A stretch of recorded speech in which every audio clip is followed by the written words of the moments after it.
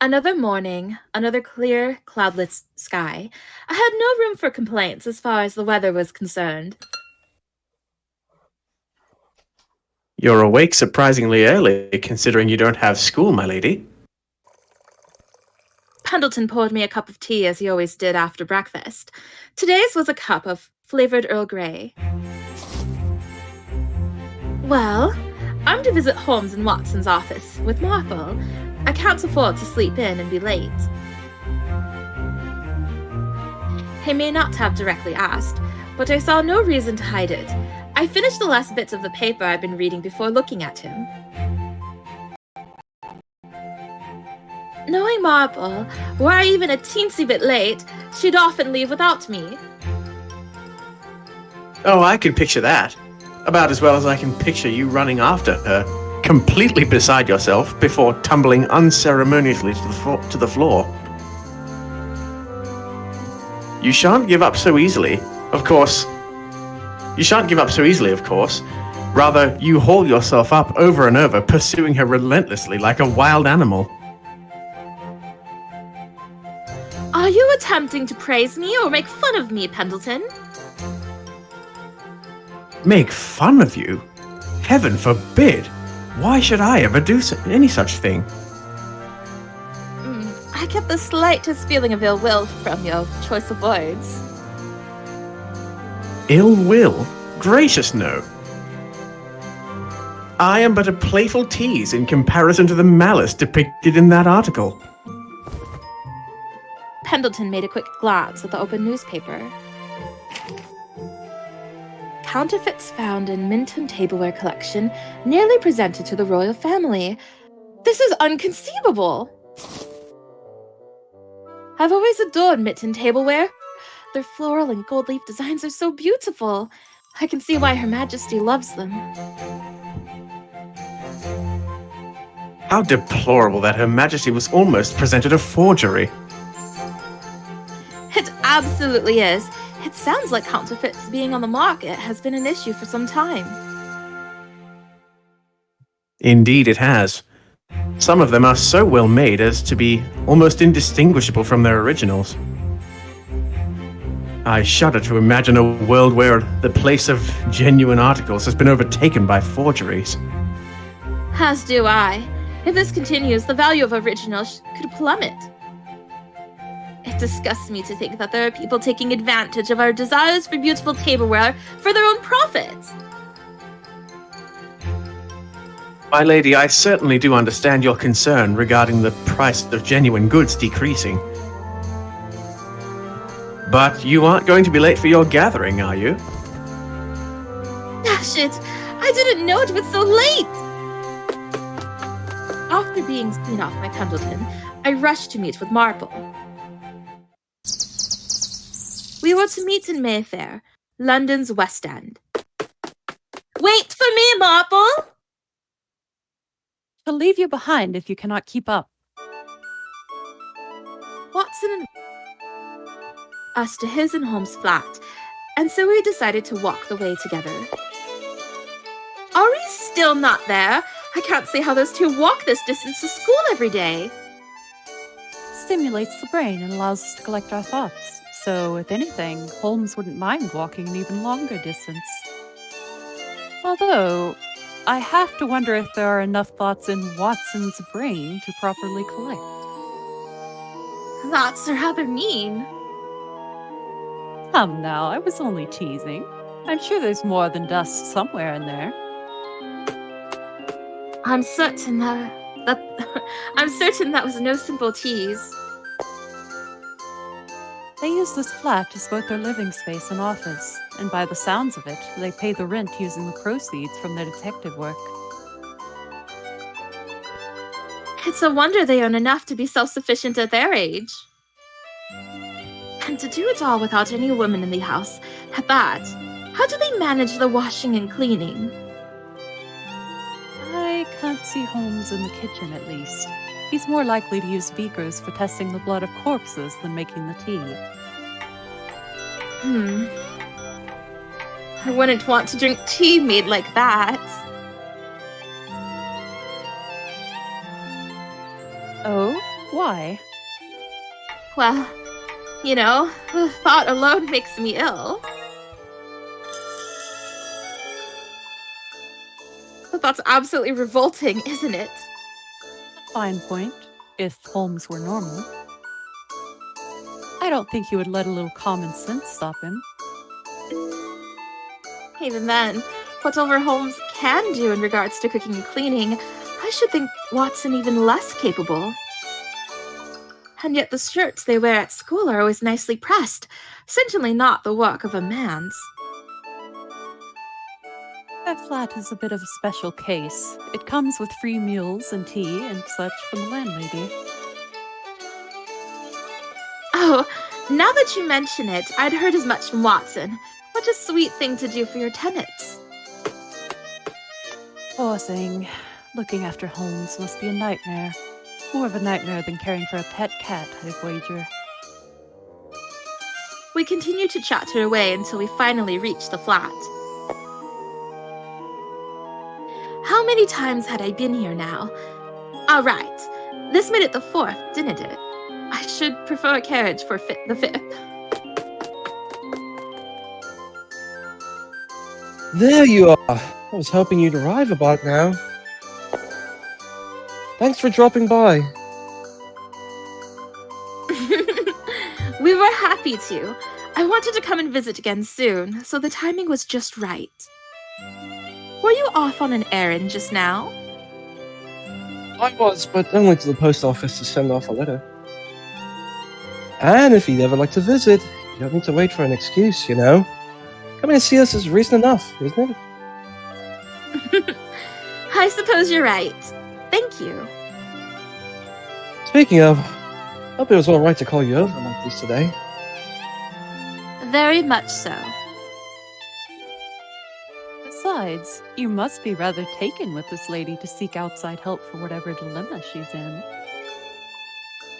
There's been a misunderstanding. The lady in question is our landlady. I only thought fellow women would better understand her feelings. So that's who it is. I did hear she's quite young, but I didn't know she was close to our age. You did? She is young. That much is true. But, never mind. Step in. Watson opened the door to allow us inside. Thank you for holding the door. I took one step in and was immediately cut off by someone new. Nika, go ahead. Where have you been? You horrendous nitwit! Ah!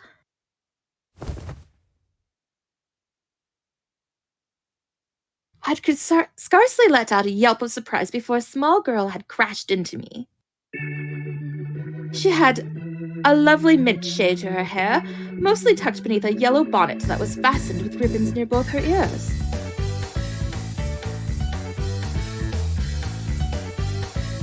Could you leave a girl alone for so long? I was given the worst kind of fright. I'll have you know. The way she clung to me was much like a child clinging to their mother. There was no chance to escape or to even step aside. That, and her shoulders had the tiniest, most adorable quiver.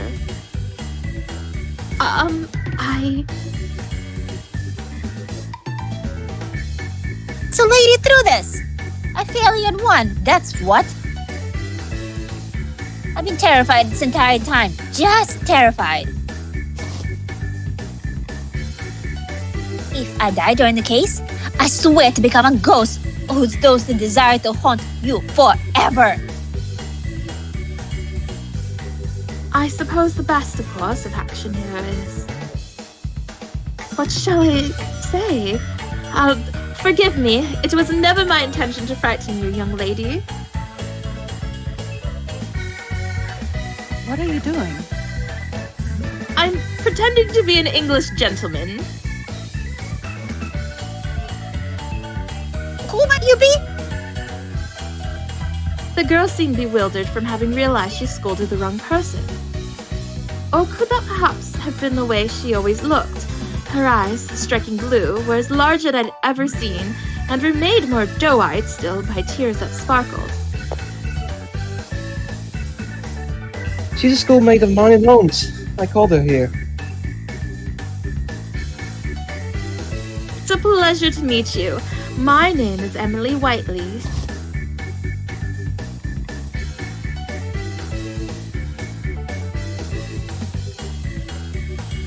Whiteley? My! Are you not one of Her Majesty's detectives? You know of her? That I do? Only a true lady reads a daily paper, and that's not too brazen to say. Oh, look at me. I didn't intend to greet a guest so roughly. The more her understanding of the situation raveled, the more her emotions unraveled in turn. You'll forgive me, won't you? It's not often one is forced to see me in such frantic state. Could do with learning some patience. I am impatient, I am. Unable to cope with the embarrassment, she buried her face in her hands. Aha. All right, Hudson. All right. The kettle on, won't you?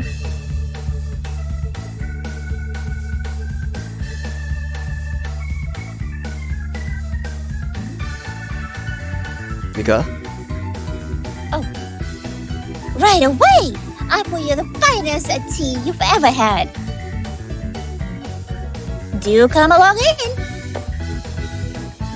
Thank you. Are you... I'm Sir Marple, and you're... Marple intently scrutinized Hudson, who seemed to fidget from nerves the longer upon she was stared. You're like a little puppy. You're a rather charming lion lady, aren't you? A puppy?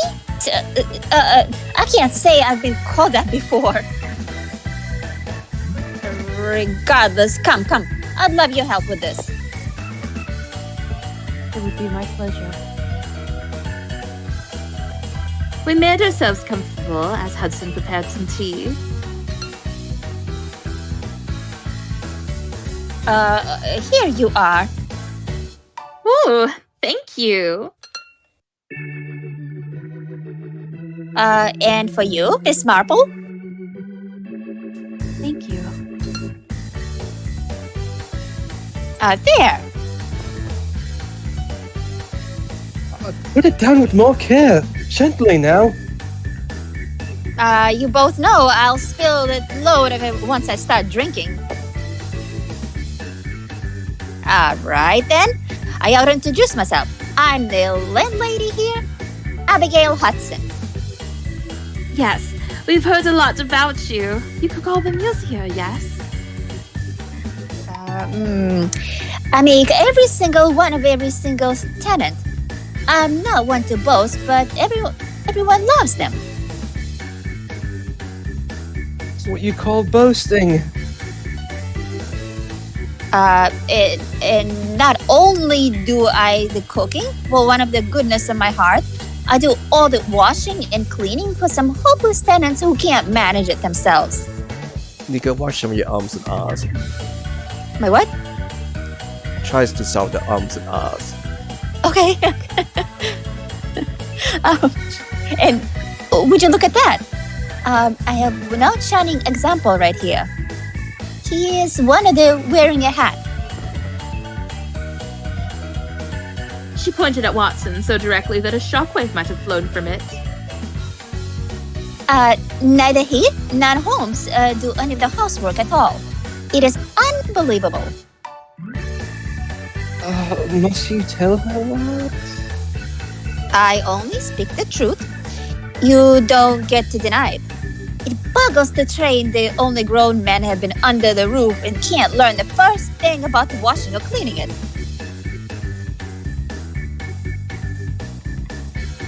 I'd say it shows how capable you are even when you look so young. Those aren't things simply anyone can do. Well, I was entrusted with these flats by my aunt, I want them to be spick and span at all times. She thrust out her chest with pride. Don't forget, you had something very important you wanted to discuss with them, didn't you? Yes, you're right. Very important. Her smile vanished and was instantly replaced by a grave frown.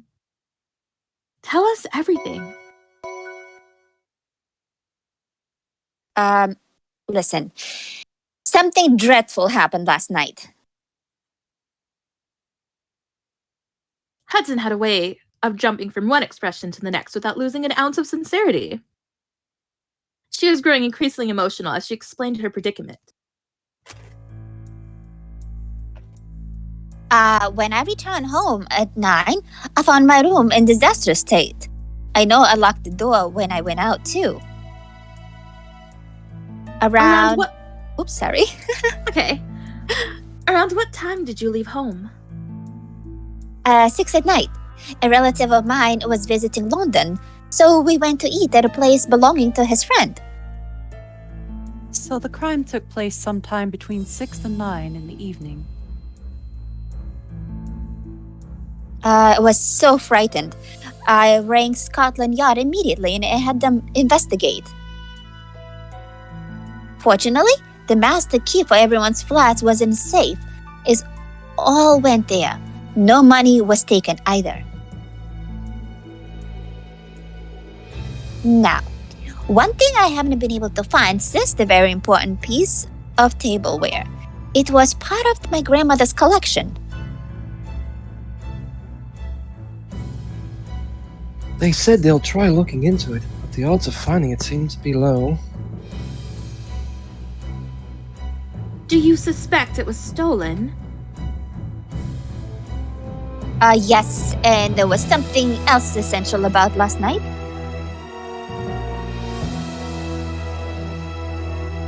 A window had clearly been broken into, but the glass fragments that should have been there simply were not. They were all gone. That is unusual. The window is made from ordinary glass, isn't it? It is, but I can't fathom who else would have taken it. There was not a single fragment among the mess. For what reason would the culprit take broken glass with them? Oh, on the subject of the glass, Watson piped in as if he'd been thinking long and hard about something. that may be missing, but the culprit left something else instead. Blood. I suspect they were injured by the shards. There's evidence they made to wipe this blood off the floor as well. So perhaps it was all taken to reduce evidence. It's possible. Then we're potentially looking for someone with an injured arm or hand. It's Holmes, by the way. I half expected the man would come barging in salivating the second he smelt a case. Oh, that he most certainly would. Is he out for the day? He's in Edinburgh assisting with one of his dad's cases. My dad's with them also. Well, that sounds like a right little family outing. Why didn't you join them? I didn't want to leave the office unmanned, so I asked Holmes if I could stay. Besides, I've had my fill of trips with the four of us when we were children. Watson's lip curled into a bitter smile at the corners. That's why I'm all on my own. I'm sure you agree that this might be a bit much to handle without any additional help. I'd really appreciate it if the two of you were to lend me a hand. Certainly. Can you tell us more about the item that was stolen, Hudson?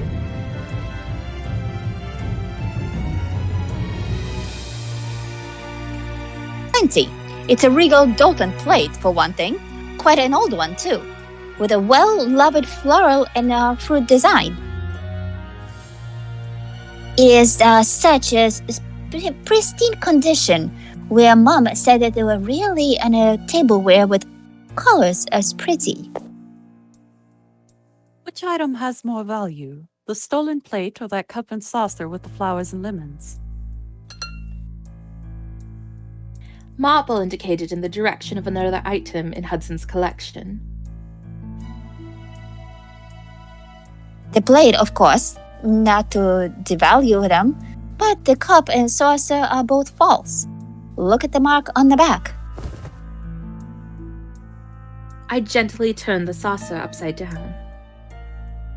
On it was a symbol of a lion standing atop a crown, but instinct grabbed me whilst I observed it. Something wasn't right about this.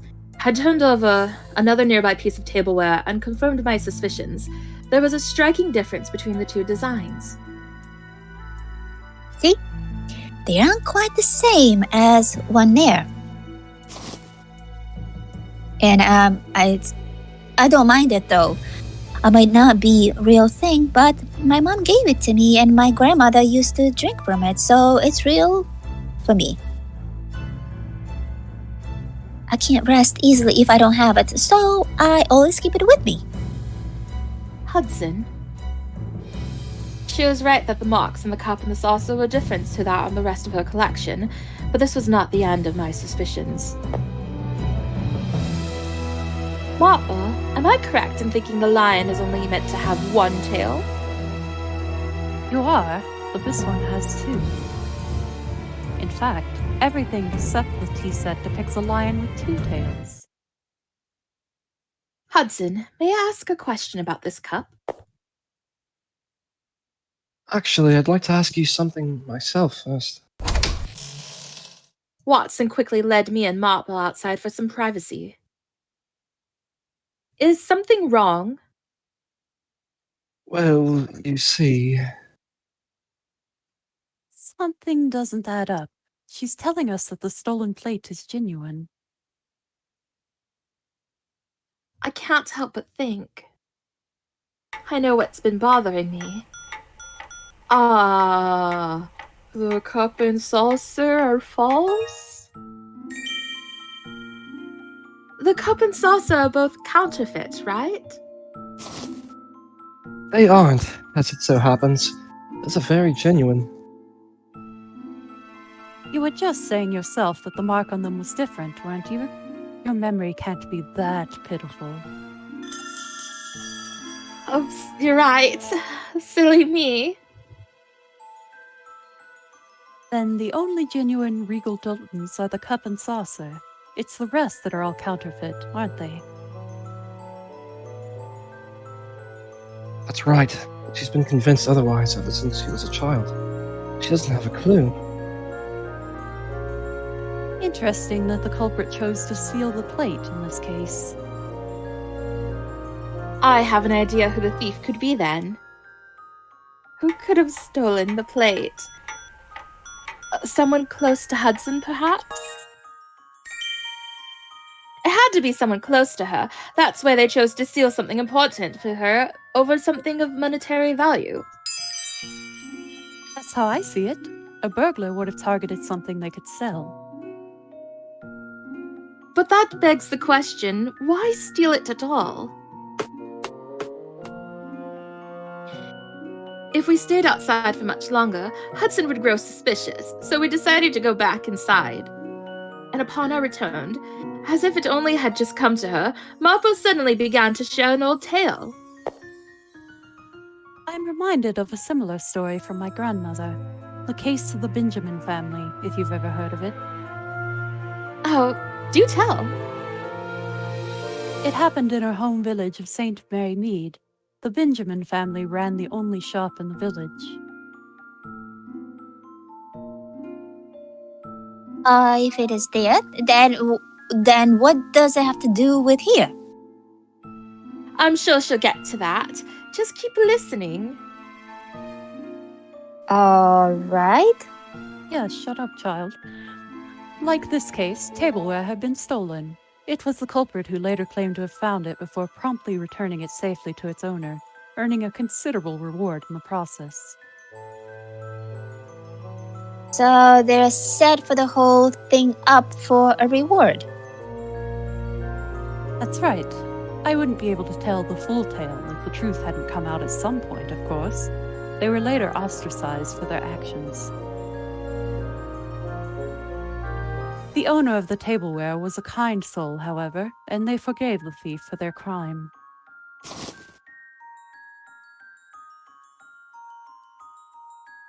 Are you telling us that all this because it might be what's happening to me?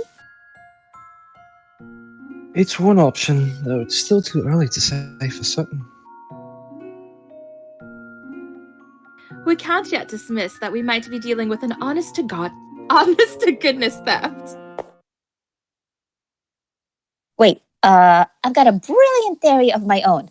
Will you hear it? By all means. The plate that was stolen was Regal Dalton Original and one of the finest in the land. She enthusiastically produced a newspaper and unfolded it over the table. Gentleman thief Lupin Jr. targets another British national treasure. His being beautiful a crime? His list of stolen antiques says yes. Isn't that an issue of the London Sport? You're aware of how infamous it is for the rubbish it publishes, I'm sure. I should hope you aren't taking anything it says to heart.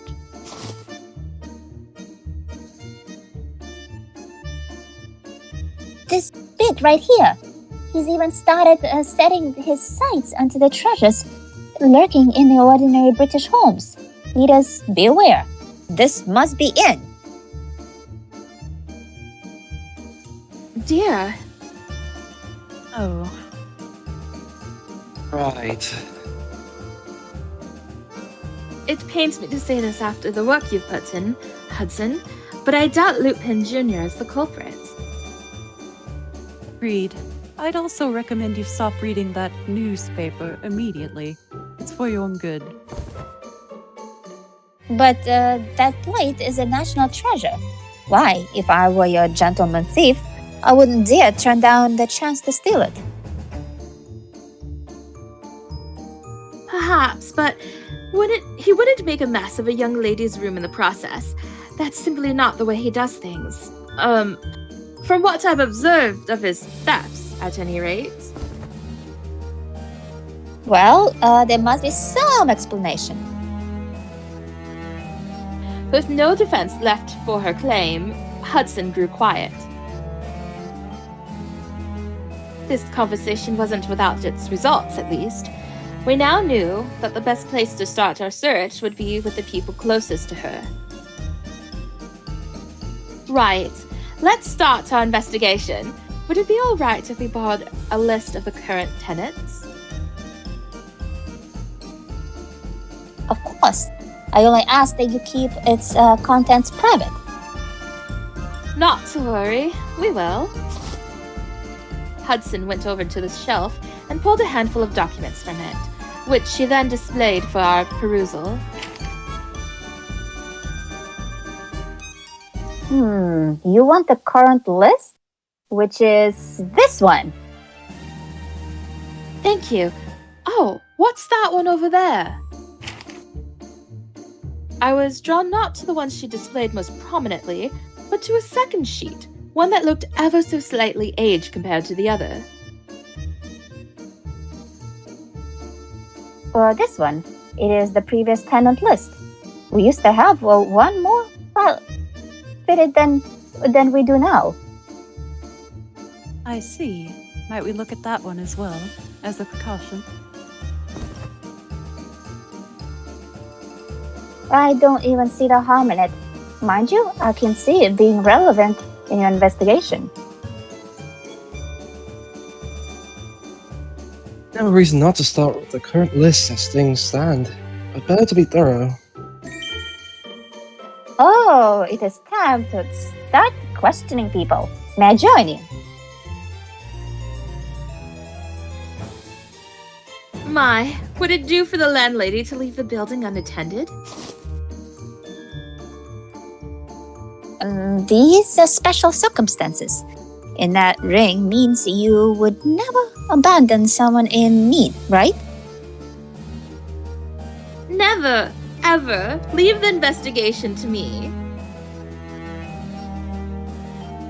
The logic dictates you'll need a capable assistant. Holmes says Watson, so you don't have anyone. An assistant? What a thought! A fine thought, even. It would be wonderful to have someone like Watson helping me. Yes, someone who is considerate, courageous, someone who can take rational decisions when the time calls for it. Truly, that does sound wonderful, but it would not be easy to find someone like that.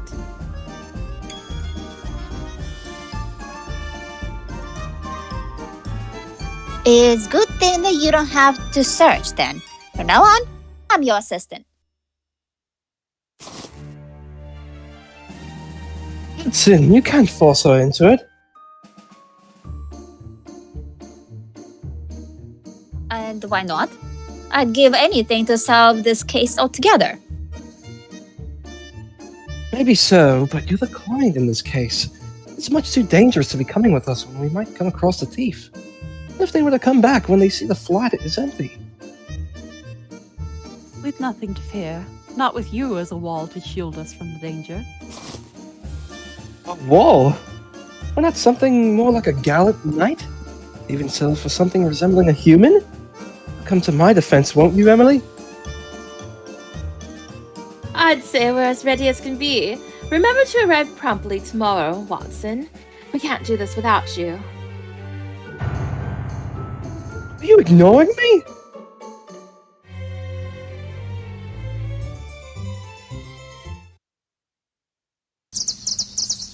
We gathered in the office the very next day, each of us eager to begin our investigation. Today's the day. Now, where shall we start? Let's go through the list of tenants first. Then we can decide. Hudson produced the list from her bag.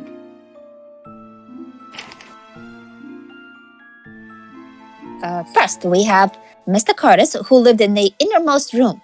He's kind of old man who used to play with me a lot when I was a little girl. Of all the tenants here, he's lived here the longest. Very good. Has anything been out of the ordinary with him lately? With him, there was one thing. He's been a bit slow with paying his rent. Last month and the month before that one, to be more specific.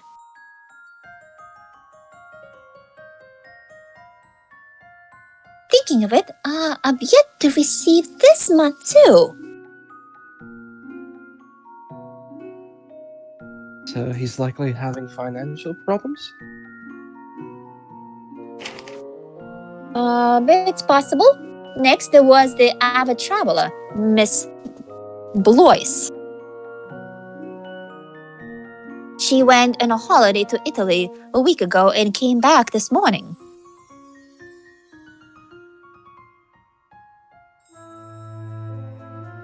If that's true, then she has a flawless alibi. But we still ought to see if she has anything to add while I was confirming her story. My, you're an excellent detective, Emily. You're leaving no stone unturned.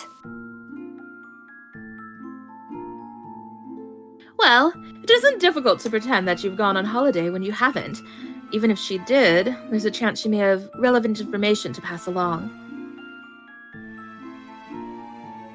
Precisely. We'll see if she's got anything to say, and hopefully in the process see evidence of her travels. Lastly, we have Miss Atlee. She's very talkative, that one. I hear my husband abroad to work-related business. He has been for some time. She is only tea, making sweets, and collecting tableware. Wherever I see her, I always end up staying ages because we get caught up in conversation. She collects tableware, you say? Does she know about your plate?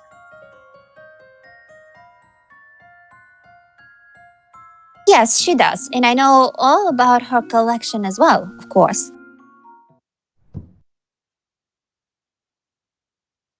Well, now we know who will be visiting. Any thoughts on who we should visit first, Emily? Let's visit Mr. Curtis. I think we should pay Mr. Curtis a visit. He must know Hudson the best of the three, for one thing. I've spoken to him a few times before myself. I can't say I feel very comfortable around him. Would you prefer to stay here whilst we go and speak with him? No, I'm coming. Wouldn't be right to send 3 ladies off without a gentleman to protect them. My prize a man won't let me. I should hope not. We need our wall with us. Not that again, Marple. Wait for me! Wait! Such an anime. Hello? Is anyone home? I rapped at the door. It opened soon after I heard a series of gentle footsteps, revealing a stern-looking man with a furrowed brow. Dirge, go ahead. What business have you? I hope we aren't disturbing you, sir. My name is Emily Whiteley, and this is Sarah Marple. Good day. We're in the midst of investigating the burglary that took place in Mr. Hudson's home 2 nights ago. We thought it might be best to begin by asking her neighbors. Hudson then emphatically popped from behind me. Hello, Mr. Curtis. May we ask you a few questions? Oh, Miss Hudson, you're looking well. What is it that you'd like to ask? Wonderful. First, did you notice anything out of the ordinary 2 nights ago? I most certainly did. Around 7 o'clock, I heard the sound of breaking glass not once, but twice. The first time it was fairly gentle, but the second was much louder. Where were you at that time? I was in my room reading.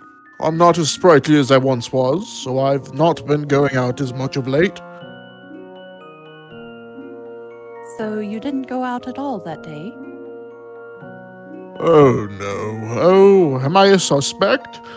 I was alone that night. I have no alibi. But I swear on my life I didn't steal a thing. We know you didn't, Mr. Curtis. We're only trying to see what we can find out. Have you noticed anything else strange recently? Strange? Let's see. There was when Mr. Howard came to visit you, Miss Hudson. He did? When was that? Week ago, I'd say. He'd mentioned he'd had something he wanted to ask you. That was awfully strange. I didn't hear from him at all last week. He came to visit her but left before speaking to you. I wonder what he wanted to ask her. Well, if you remember anything else, please come and let me know. I'm desperate to get my plate back. Oh, I will. You always used to talk about it. I know how precious it is to you.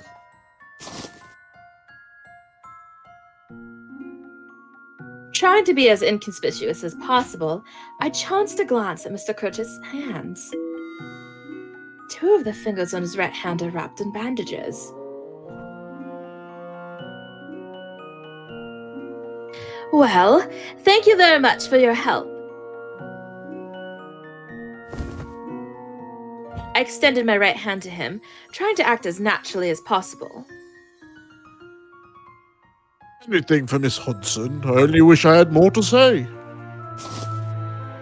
He took my hand and shook it firmly. We then bid our farewells, but not before he used the same hand to give Hudson an affectionate pat on the head. He softened right up once he saw you, didn't he?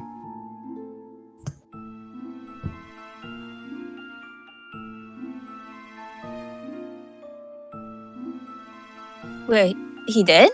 Steve, I told you that it was a good idea to have met you as his assistant. Have you ever shown the plate to him before, Hudson? No, why? Never mind.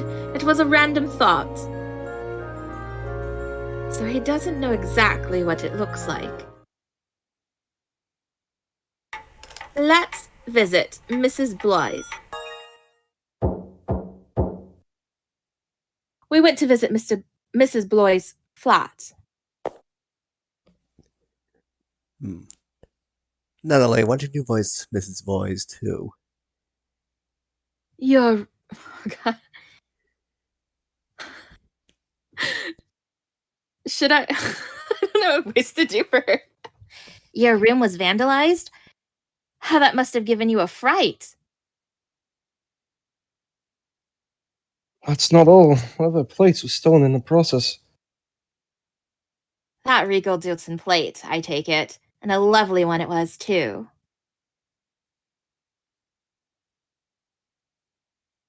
That's the one. But I'll get it back. I swear to it. You really did boast about everyone would stand to listen, didn't you? True beauty needs to be seen by measles. I always used to say the same when she was showing it off to me. She would be beside herself if she knew it's been stolen. I do hope you find it. Really, I do. Have you thought to consult Holmes about it? He lives in one of your flats, doesn't he? I don't need to. I have the celebrated detective Emily Whiteley on the case. And better yet, I'm her assistant now. My, aren't you one of Her Majesty's detectives? Miss Hudson won't have a thing to worry about with you here. You'll try everything you can, I hope. Absolutely. That said, would you mind if we confirm something? You came back from your holiday earlier today, right? Oh dear. Am I a possible suspect? Not at all, Mom. I'm only asking around to see what we can learn. Very well. Hold on a moment. She then reached within her handbag for a boat ticket and showed it to us. Here's something, if it helps. The outgoing journey was a week ago, as marked here, and I returned on the first vessel that left this morning. This has an official seal and everything. It's valid. Might we ask you one more thing, then? Ask me anything you like. Have you noticed anything strange or out of the ordinary? Well, it's hard to say with having been away. The only thing that comes to mind is Miss Reston visiting right before I left. Was it... oh, the day before? I hadn't engaged her in any way, only saw her from the window. Did she come to visit you, Miss Hudson? She didn't, no.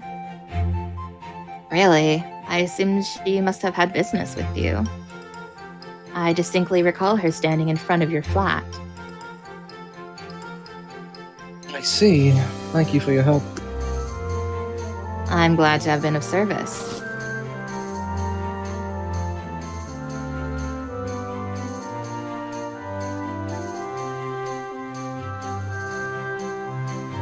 Voice. Sorry. Sorry. Wait, before you go, I bought some almond biscotti for you as a souvenir. By all means, share them with your friends.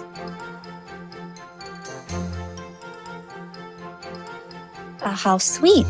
You really do spoil me. These are meant to be dipped coffee, aren't they? I wonder if they'll taste any good with with tea instead. Oh, I'm certain they will. We accepted her souvenir, and then after bidding her a fond farewell, we stepped out of the room. Let's now visit Mrs. Atlee. Shall we go and pay the tableware collector, Miss Atlee, a visit?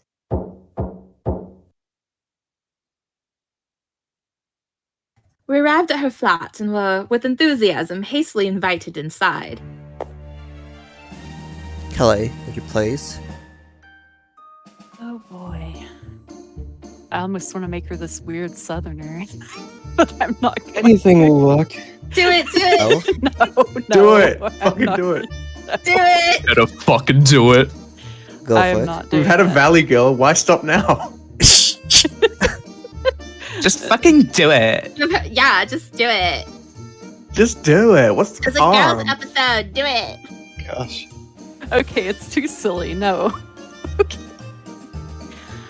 I assume you're talking about that regal Dalton plate, the one with the floral and fruit design? Oh, it was so very elegant. I love that piece with all my heart. Just thinking about it makes me want to gaze upon it again. And yet, it was stolen, you say? It was. It had been one of my mom's prized possessions.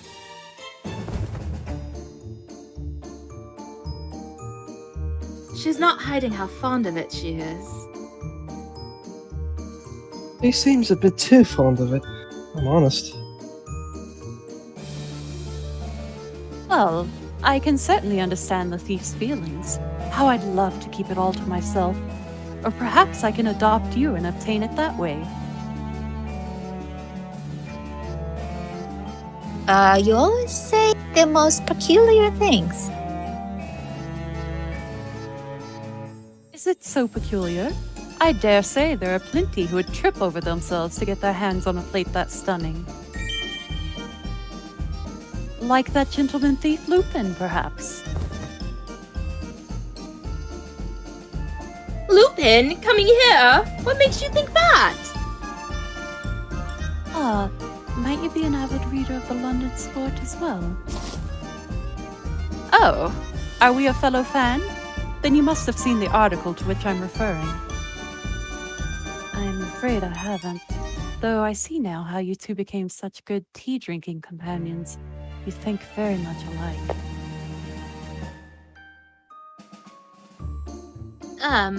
Miss Atlee, Atlee, forgive me for asking and mistaking your name, but where were you the night before last? My parents came here to visit, so I was with them. We greeted a police officer out on the street, as it so happens. I'm certain they would vouch for my credibility. So they would? Would you mind if we asked one more thing? Not at all. What is it? Have you noticed anything unusual? Unusual? Aha! I may have. I'd placed it about a week ago. I ran into Mr. Howard in front of my flat. Mr. Howard was here? Did you not meet with him? He'd mentioned he had something he wanted to ask you. No, I didn't. He's not contacted me otherwise for a meeting either. So even though he wanted to meet, he came and went without doing just that? I wonder what he wanted to ask her. I took a cursory glance at Miss Atlee's hand. Her left hand is wrapped in a bandage. Thank you for answering so many questions, Mrs. Atlee. I attempted to extend my hand to her as naturally as possible. Thankfully, she extended her own without hesitation, shaking my hand with fervor. It was my pleasure. I only wish I could have helped more. You helped us more than enough. Have a lovely day, then.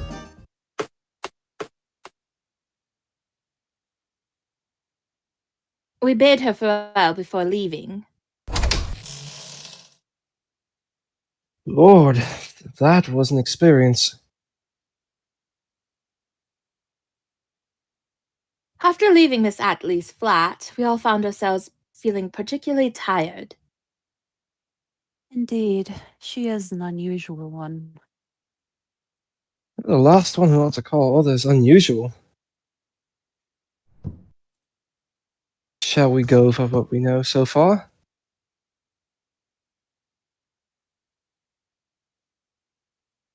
On the day of the crime, Hudson was out between 6 and 9. Mr. Curtis heard the sound of glass breaking around 7. He also claims he heard the sound of it breaking twice, the first time gently, the second time loudly. Oddly, whilst the room was left in disarray, the only things stolen were the plates and the broken glass from the window. It struck me how everyone we interviewed knew about the plate. You must boast about it left and right. Well, I love it. I can't help it.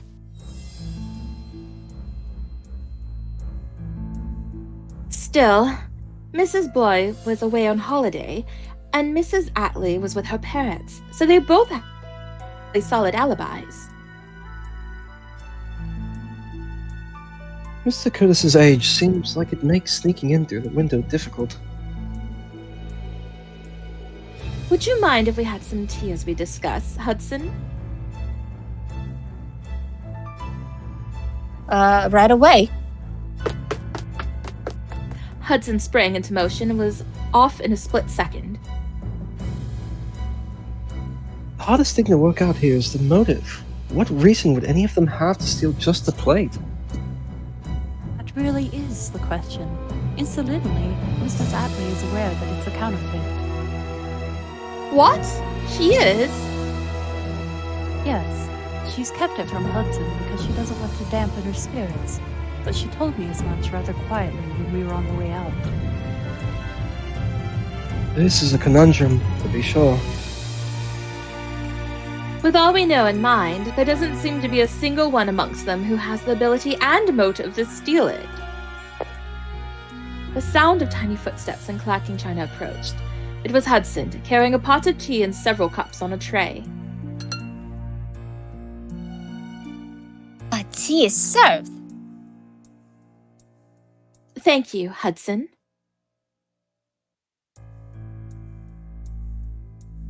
You're very welcome. And here's another part of the mystery. Why did the culprit need to break the glass twice? That's true. An experienced burglar could have sneaked in through the door without making a sound or broken the glass in one strike.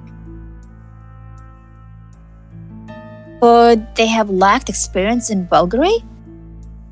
What else could it be? So, two names came up during our questioning, didn't they?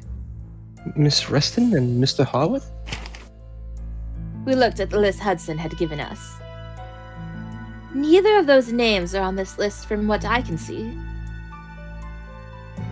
That's because they're former tenants. They're on this list. See? Watson presented the previous list again, and as he said, both names were on it. What sort of person is Mr. Howard? He is a sweet man who's always been good to me. Back when we lived with his family, they would often invite him over for dinner, if in his like. He and his wife divorced around the same time. He left sadly. As far as I'm aware, he now lives alone. He asked me a number of times before moving out of here to tell me new address, but she'd requested I do not say anything. I'm sorry. It isn't as though I suspect him of anything. It's alright. It's your duty as a detective to suspect everyone. And as your assistant, I want to help. Thank you, Hudson. What about Miss Reston? What is she like?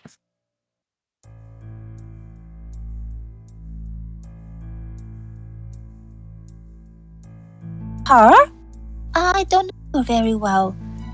We never spoke much, as she always appeared rather grumpy. Oh, but when I was talking to Miss Atlee about her plate once before, she mentioned Miss Hudson expressed interest in it.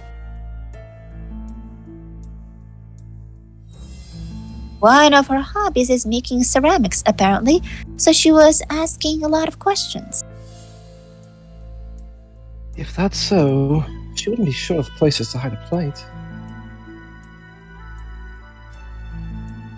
Even asking about the plates is enough to arouse suspicion. Then let's split up and question the two of them. We can get together once we're done. Don't stay out too late, all right? Right. We can meet in front of the school, since that's about the halfway point. Don't go pressing them too much. If one of us is questioning the culprit and they realize we're onto them. We'll be careful. Very, very careful. I'm sure you will. Make sure we're together before trying anything dangerous. Promise? Promise. All right, let's go.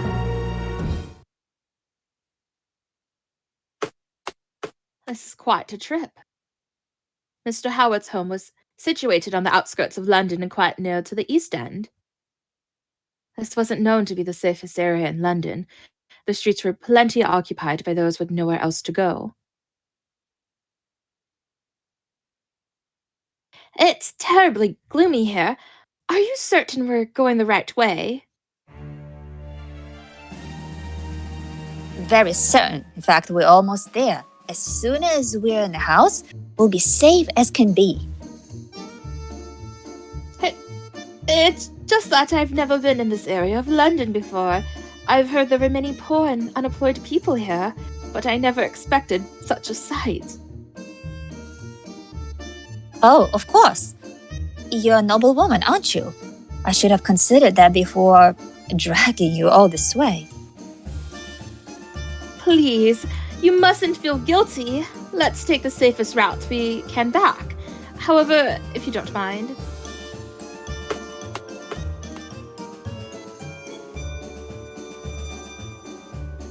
With a bit more legwork, we...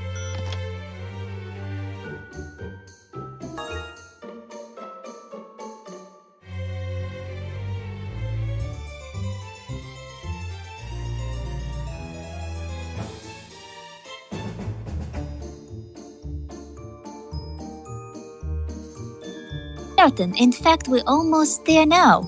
As soon as we're in the house, we'll be safe as can be.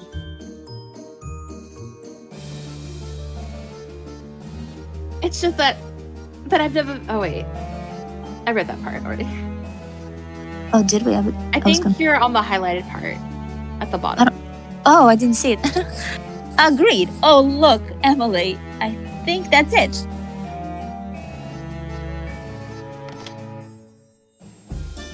With a bit more legwork, we managed to complete our journey through the maze of streets and arrive at our destination, a small flat that positioned itself just outside the edge of the city. There's a light on the inside. Let's see if he'll let us in. Hello, Mr. Howard. Hudson knocked on the door. It opened, and from within came an elderly gentleman with a soft air about him.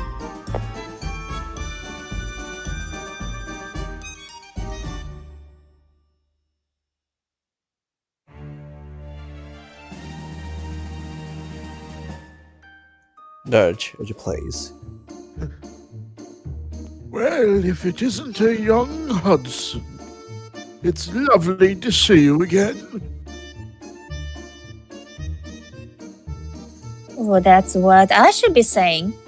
It's been so long, hasn't it? He gave a pleasant smile as he caressed her head. She, in turn, seemed happy for the attention. Is this young lady a friend of yours? She is.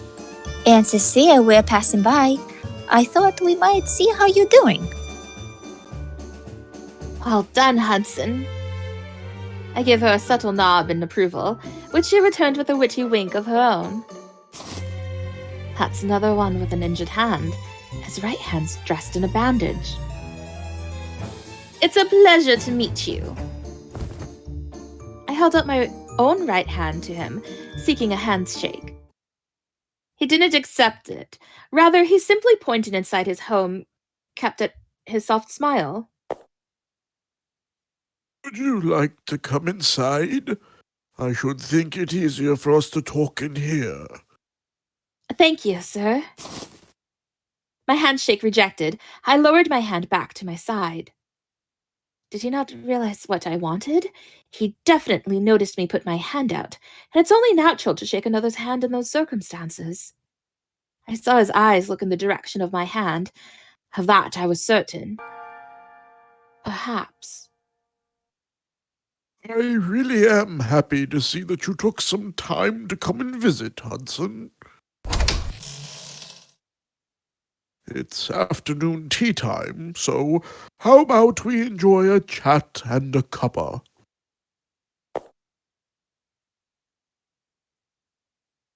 How have things been for you since we moved? I was so surprised when you came to say you were leaving all of a sudden. I suppose I did spring it on you, didn't I? You're still young. I didn't intend to cause you undue worry. I'm a grown lady now, you know. It will take a lot of surprise or underline me.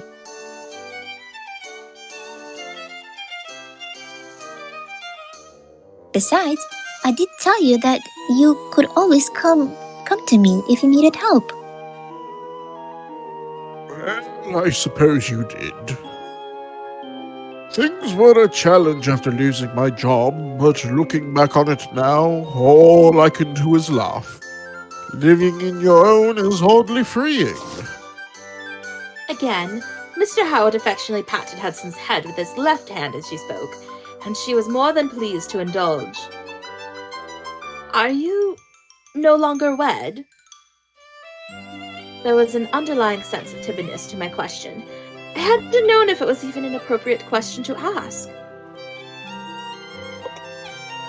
I am. I lost my job, amassed a mountain of debt, and after a point my wife had enough of me and demanded we go on our separate ways. I've yet to see her on my daughter since. His smile grew less genuine. They were both so kind to me. It's truly a shame. All right, that's enough about me. Would I be correct in assuming this was no sudden visit? I chose the words in my response carefully. Yes, sir. We came because we have something to ask. In truth, Hudson had been robbed. A piece of tableware she was especially fond of has been stolen. Terrible. You weren't hurt, were you? None of the worst for fear, thank you. I'm pleased to hear it. Could it be that piece you've shown me before? You know of it? I do. The fall and fruit design plate, yes? The Regal Dalton one. That's right, you remembered. Very suddenly, it grew dark outside. We could hear the rumbling of thunder in the distance. Look at that. The fog is rolling in. The sun had been shining brilliantly till not long before, but looking out the window, it was now hidden behind the clouds, and a light fog permeated the air. Perhaps it would be best for you to get going before it gets any thicker. I did so want to press him for information, but Watson and Marple will worry if we stay out much longer. Whiteley, is something on your mind? Not at all. Drat, I stammered. Hudson watched me with curious eyes while sitting next to me, but I could do little more than return it with a weak grin of reassurance before averting my own. No, we shan't press this any further. We promised Watson. I do insist that it's nothing, and since we've some business to attend to elsewhere, we should be leaving now. Thank you very much for the tea, Mr. Howard. It was delicious. I'm happy to hear that. Have a safe journey back. After he saw us off, we began making our way to the meeting point. We hurried as fast as we could through the fog-shrouded streets. We spent more time out than we intended to. The two of us tried to make up for lost time by pulling up our skirts and rushing to the school. Over here! It took so long coming back that we decided to come and meet you. We did suspect this might happen, admittedly. Watson, Marple, I don't know how you managed to find us. We quickly bumped into the very two people we were hoping to see. We owe that one to Marple. She memorized Mr. Howard's new address. I do apologize for worrying you so. But we managed a nice chat with him. How was your visit? Yes, well, she's moved out already, I'm afraid. We don't know her new address. We did have the good fortune of finding someone who helped her move. They were helping her move things at the exact time we believe the crime took place, 7 o'clock. And there are eyewitnesses who can attest to that fact. I think we can assume she isn't the culprit. All in all, we were able to question the 3 current tenants of Mr. Howard. After Hudson spoke, Marple addressed me in a whisper. I'll not mince words, Emily. Who do you think did it? The most suspicious person is someone else. And that person is Mr. Howard. He was a bit too nice to us, you see. I believe it may have been Mr. Howard. He appeared anxious when we brought up the subject of Hudson's tableware. And he refused to shake my hand.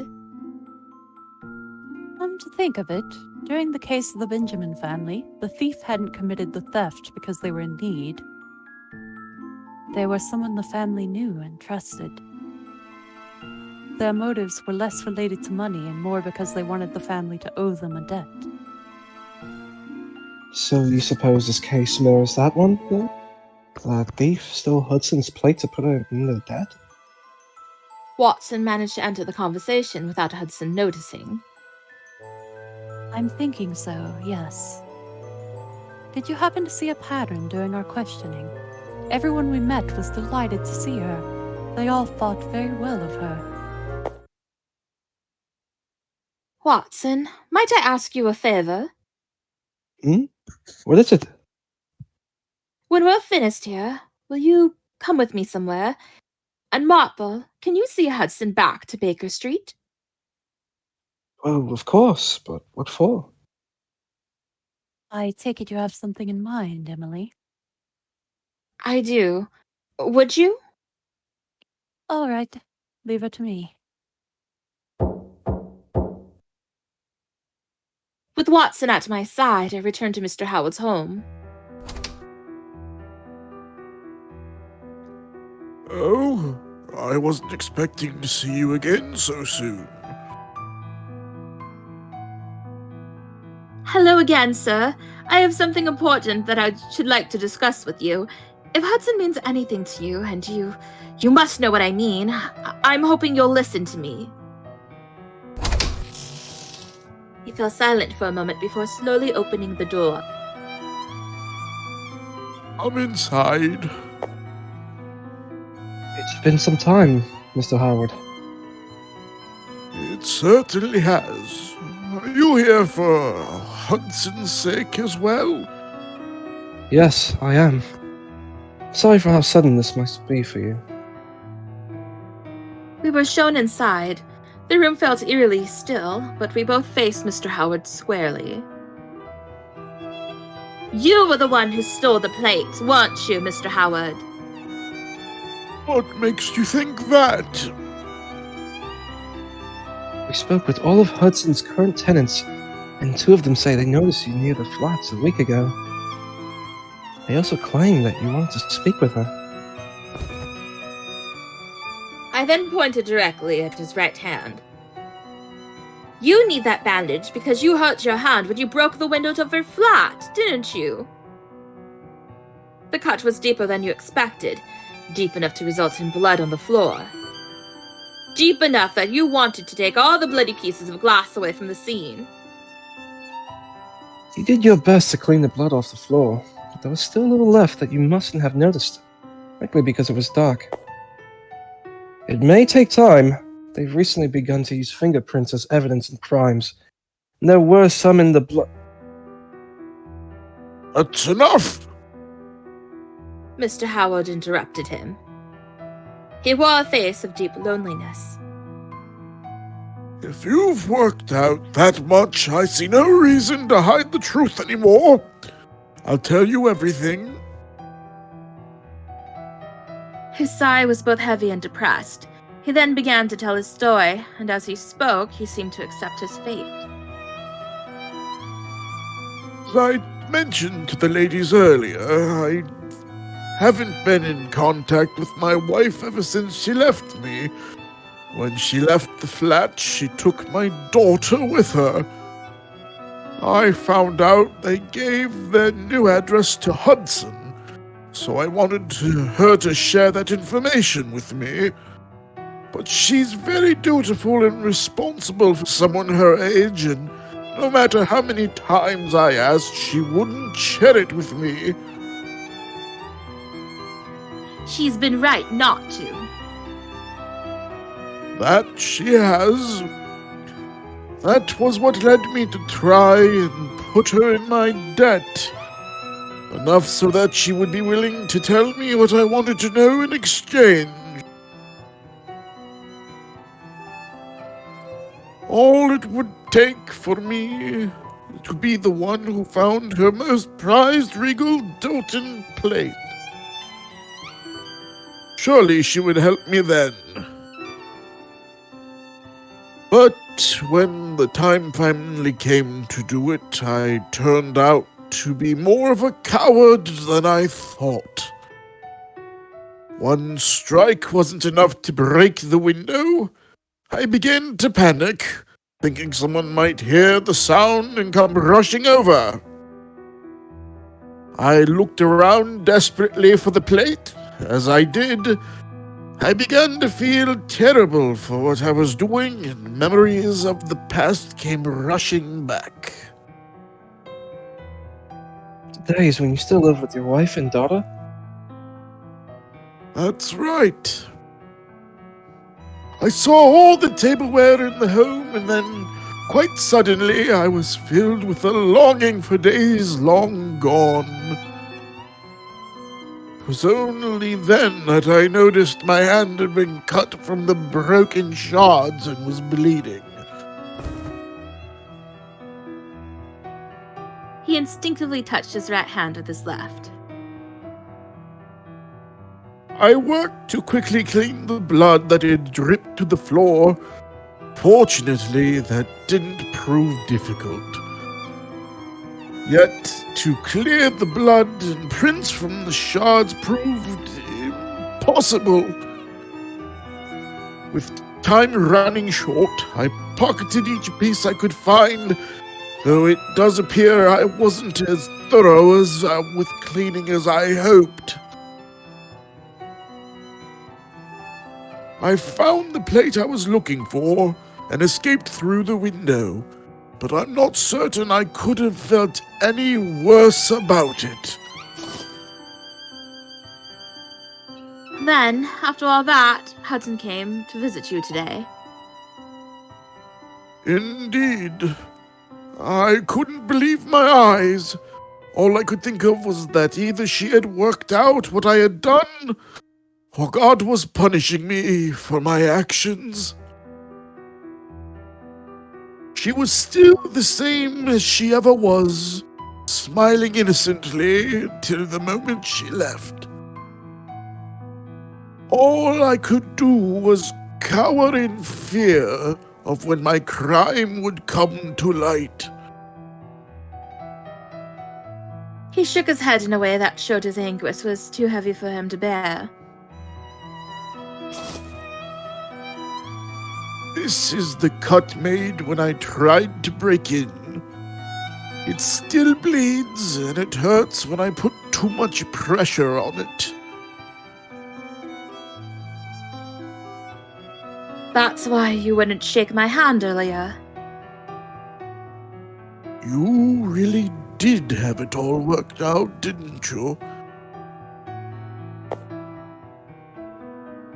I never suspected we would meet again in these circumstances, Mr. Howard. Bringing Watson with you was a wise choice, young lady. I suppose it was. I felt a sharp chill run down my spine at the thought of what may have happened had I come alone. Well, do as you wish. Hand me over to the police if that's what you want to do. Or will you call Holmes?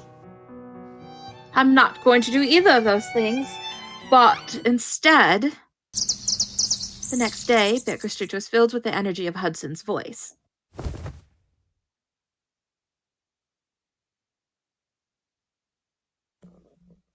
Oops. Oh, thank goodness. Miracles do happen.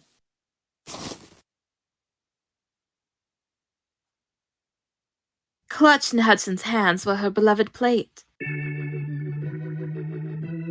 I went to bring the morning paper, and there it was in the front door, all wrapped in a box with a ribbon, if you can believe it. Some virtuous hero must have found it and returned it to me. I see Lupin found himself in a rival. That's one possibility.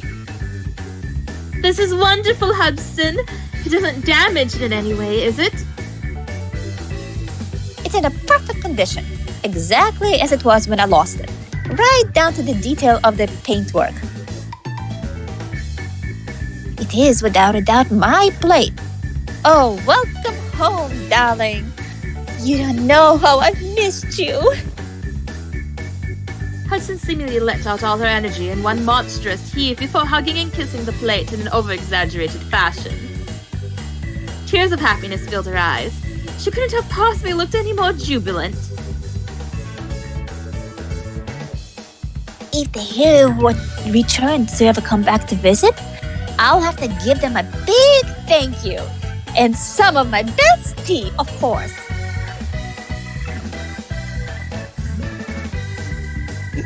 You really believe in that being a hero of justice? Come now, Watson. Let her believe. She's happy, and that's all that matters. Are you all right with this, Emily? Only because you decide to revisit Mr. Howard that she got it back. Whilst Watson was pouting, the door opened and a familiar voice could be heard from the other side of it. What in God's name is going on here? I hope to return from a trip to peace and quiet, not this cuffle. Hello, Holmes.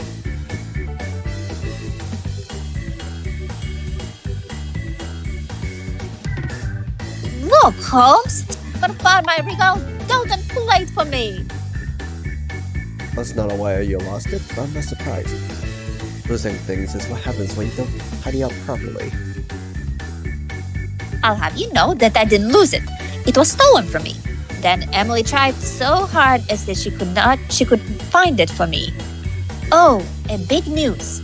I am her assistant now. I swear to study especially hard to be the first-rate detective and become an even better assistant than Watson. You've become Miss Whiteley's assistant attentive to the past, Watson.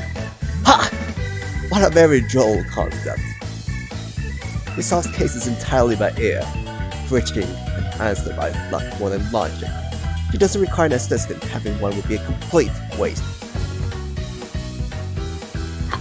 How could you say that?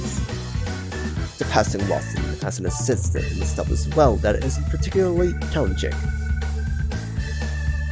Excuse me? Goals should be set high. To set them low to increase your chances of success is to mollycoddle yourself. I see someone's got off the wrong side of the bed today. Say what you want, but you can hardly call yourself my assistant to begin with. You didn't even accompany me on my investigation. Well, We'll leave that matter aside for the present. More importantly, You still haven't finished? Miss Hudson, I regret to inform you that place of yours is not a... Holmes, stop! Don't say any more! I see no reason to shy for the truth. Listen well. That plate you adore so much is not a genuine Regal Dalton plate. It is a counterfeit. Oh boy.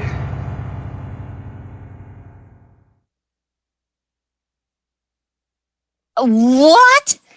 Have you gone mad? Look at the marks on the reverse side. The lines here split into two, correct? That's right. As the proves it's genuine. Hudson showed off the mark to Holmes. A Regal Dalton only has one tail. The plate you lost was false, as is the one you retrieved.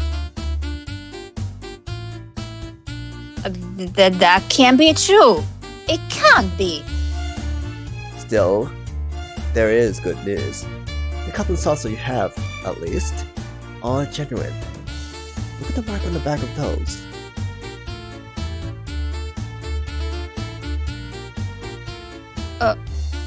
Still.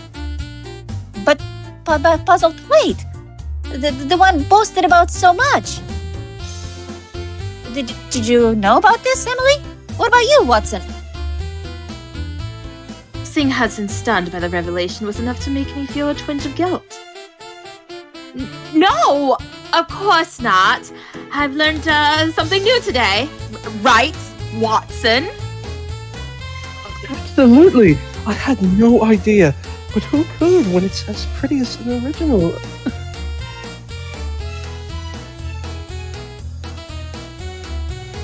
You couldn't be worse than lying if you had cried. You're awful. Whatever those cases entailed, know that it's complete false. An enjoyable farce it is, then. Hudson has her plate back, and you've procured an adorable assistant. All's well that ends well. You're so calm about all of this. Be that as it may, I'm not letting her take my spot by your side. That's an uncharacteristically childish statement from you. I'm not behaving as childishly as you, thankfully. Taking out your frustration on a young girl is absolutely juvenile. Juvenile? What a grave misunderstanding we have on our hands. What I said earlier was for our own good. For our lolly landlord. Humans need to experience setbacks early in their life, or to be unable to grow. Why? I'm of the belief that as soon as a child hits 3 years of age, they should be treated as an adult. If they aren't, they'll be anything more than a frail adult. He'll lose his heart at any old bit of cheap playtrap. His words were short and bland, but his expression sour. Marple, in comparison, looked much more wary. I see your investigation in Edinburgh didn't go very well. And now you return and find yourself feeling left out, which is what prompted this. How right am I? Congratulations on conjuring up a theory, Ms. Marple. Now, don't you think that it's time you were leaving? I shall leave when Emily leaves.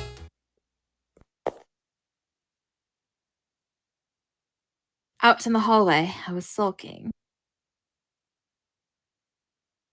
She learnt the truth, but at least we found it and solved the case. I'm glad of that. Oh, if only Holmes would show some mercy. One would think he would be a bit gentler with someone younger. That moment, Hudson came running out after me. Emily, must you leave so soon? I'm afraid so. I have a curfew I need to be back before.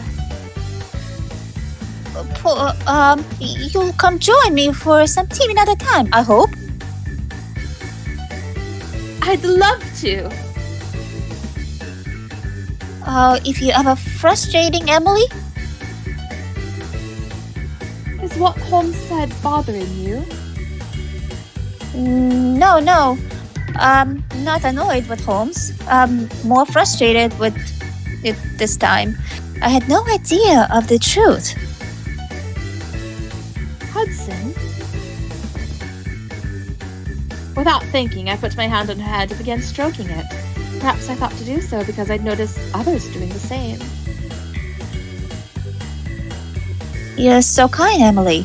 I wasn't getting on your way, was I? I didn't cause you any trouble, did I?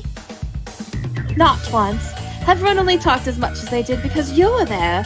It's because of you that we were able to investigate so thoroughly. Truly? Truly. It's not something you can do on purpose, but naturally.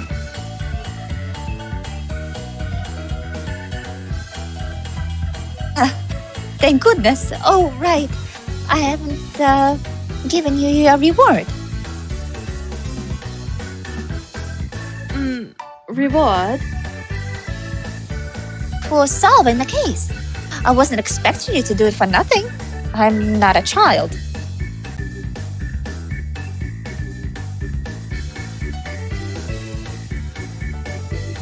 Oh, I know how these things work. I have to keep book around here, you know. I've got money. A little bit. Really? You're going to need more than a little bit to hire me. Well, what's more than a little bit? If you decide to pay in cash, £100,000. That much? That's not possible. You can also choose to pay by helping me with these cases from time to time. Does that work? Oh, does it ever? I'll assist like the best of them. All right, then. I'll be counting on you, Hudson. Was that meant to be an impression of Holmes? You sounded very like him. Hudson beamed with innocence once again. This was how I'd come to have an assistant of my own. My evening conversation with Pendleton was, as it so often was, engaging. Fascinating. You with an assistant? Yes, she's quite level-headed and reliable. That's as wonderful as it is convenient.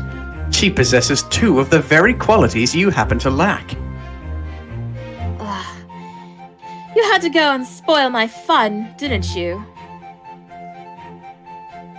I only meant to suggest that the two of you will make a very complementary team. Now, would you like some tea? As he spoke, he placed a cup of milk tea in front of me. I'm not certain I agree with your logic, but thank you. I must admit, it's unusually mercenary of you to demand services in return for giving your own. To say nothing of the cash figure you To say nothing of the cash figure you proposed. A maid's yearly salary is only £60, you know. I wasn't expecting her to pay it. I should hope not. I would find myself questioning if you were fit to be the head of this family if you were. I'm not sure I'd even be much of a person if I expected her to pay that much.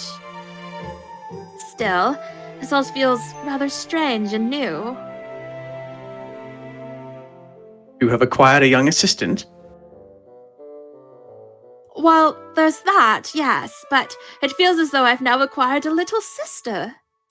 Even in the short time we were together, she taught me so much already.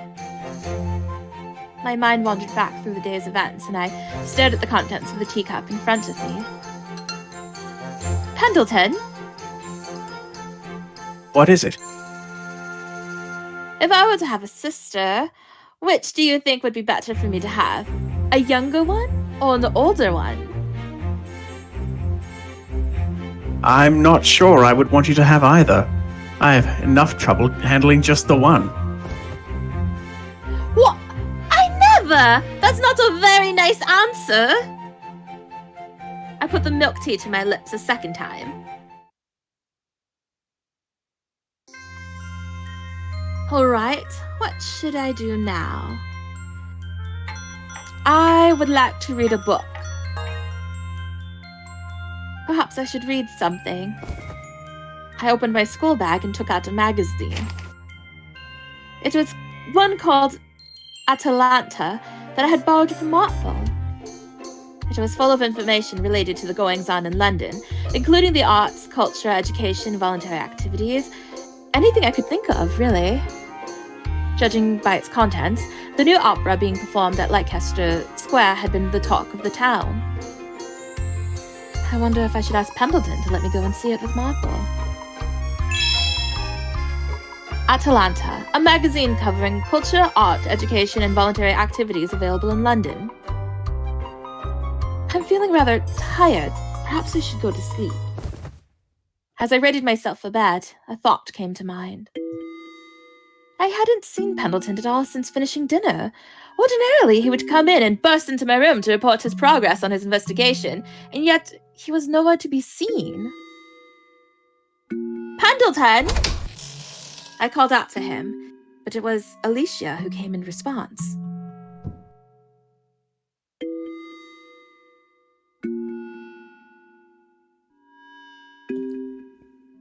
Calais, are you well? My lady, I'm afraid he is out visiting an old friend at the moment and won't be back till later. He said he was expecting to return at around midnight. I hadn't realized. Thank you for telling me. I wanted to ask him whether he'd made any progress on the investigation, but it sounds like I'll have to give up for today. As I stood thinking that, Alicia's smile grew gentle.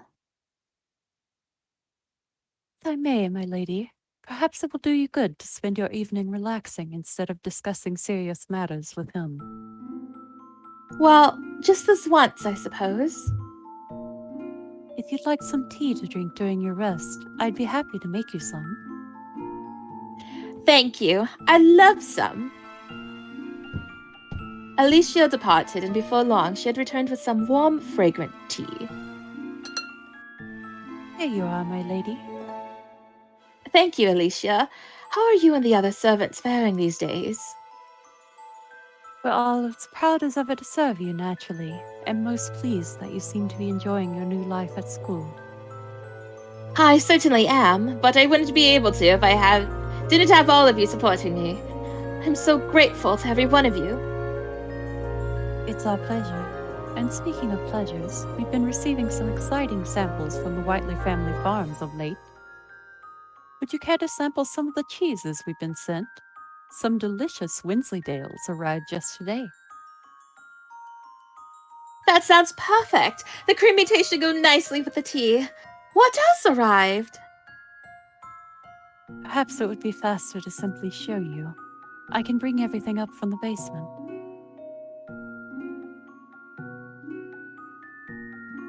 Yes, please.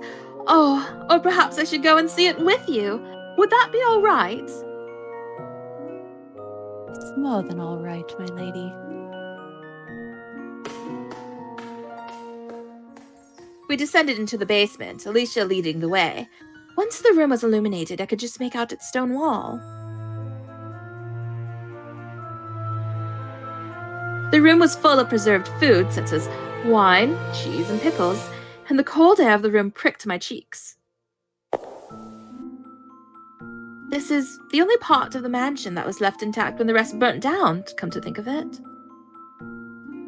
May I ask something, Alicia? Have you ever been told anything about my mother and father? I'm afraid not. In fact, I hear that when you moved to the countryside, all of the family's servants were dismissed after being told few would be needed.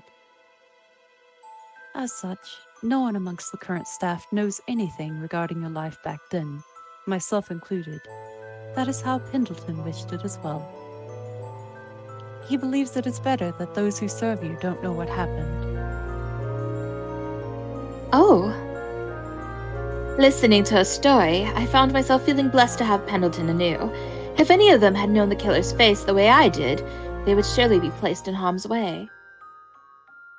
Such a thought reminded me of the danger I was still in. Has this always been here? I noticed a small door behind a shelf in the room.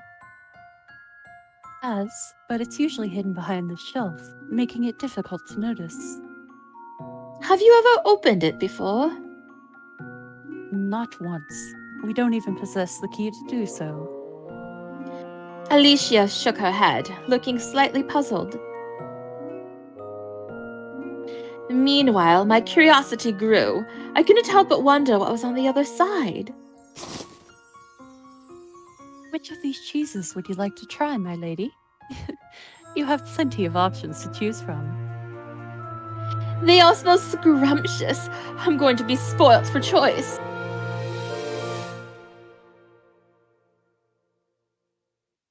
Together, we chose some cheese from the available selection, and I enjoyed it in the living room of the mansion with some tea.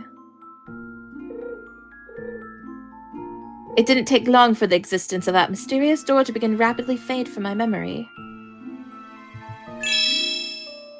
Basement key. A key to open a door that leads deep beneath the Whiteley mansion. To be continued.